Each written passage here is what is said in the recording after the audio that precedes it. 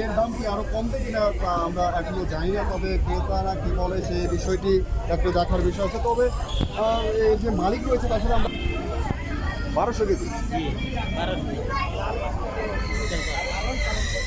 তার মানে ওজন কম হবে না।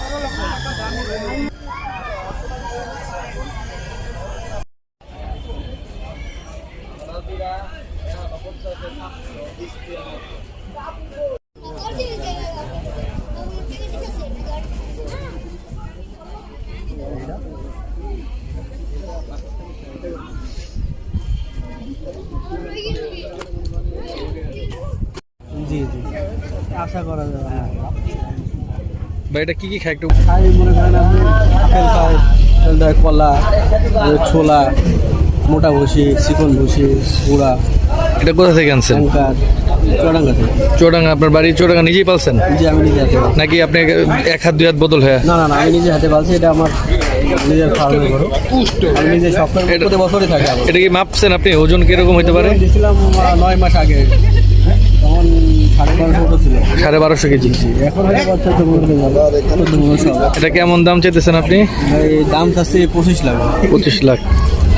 আচ্ছা, এটা কোনো নাম আছে?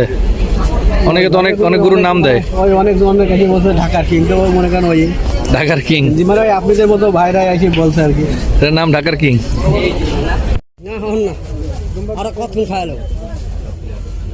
ওই যে পানি পেতেছেন, রস রস পানি। হ্যাঁ, খালি কি সবাই দেখতেই আসতেছে? কানা কাকা দামাদামি করতেছে। দামও কইতেছে। লাস্ট কত উঠছে এটা? 20 লাখ পর্যন্ত করে।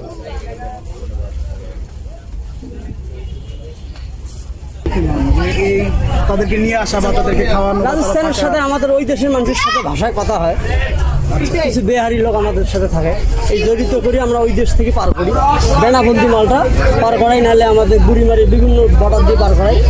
আর আমরা একটা উট লাইনে পাচ্ছি, রাজস্থানি উট, কিন্তু আমরা এই উটটা বর্ডার এলাকার থেকে সংগ্রহ করছি, এক ফার্মের যে কোনো এক 2 জনের কাছ থেকে সংগ্রহ করছি।